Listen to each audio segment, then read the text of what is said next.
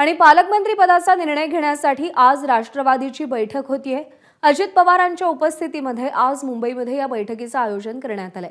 अजित पवारांकडे 2 जिल्ह्यांच्या पालकमंत्री पदाची जबाबदारी दिली जाऊ शकते अशी शक्यता सध्या वर्तवली जाते। पुण्यासह बीडची ही जबाबदारी अजित पवार घेतील अशी शक्यता वर्तवली जाते। निलेश बुधावले आपले प्रतिनिधी सध्या आपल्या सोबत आहेत। निलेश, प्रश्न आहे बीडच्या पालकमंत्री पदाचा। आजच्या बैठकीमध्ये बीडच्या पालकमंत्री पदासंदर्भात काय निर्णय होऊ शकतो आणि कोण कोण या बैठकीला उपस्थित असेल? प्रज्ञा राष्ट्रवादी काँग्रेस पक्षाची अंतर्गत ही बैठक आहे। या बैठकीमध्ये प्रामुख्याने कोणा मंत्र्याला कोणत्या जिल्ह्याचं पालकमंत्री दिलं जावं या संदर्भात चर्चा होताना पाहायला मिळेल। महायुतीच्या समन्वय समितीकडे येत्या 1 ते 2 दिवसामध्ये राष्ट्रवादी काँग्रेस पक्ष आपली जी नावं आहेत ती पाठवेल। प्रामुख्याने आजच्या बैठकीमध्ये बीड जिल्ह्याच्या पालकमंत्री पदाबाबत चर्चा होण्याची दाट शक्यता आहे।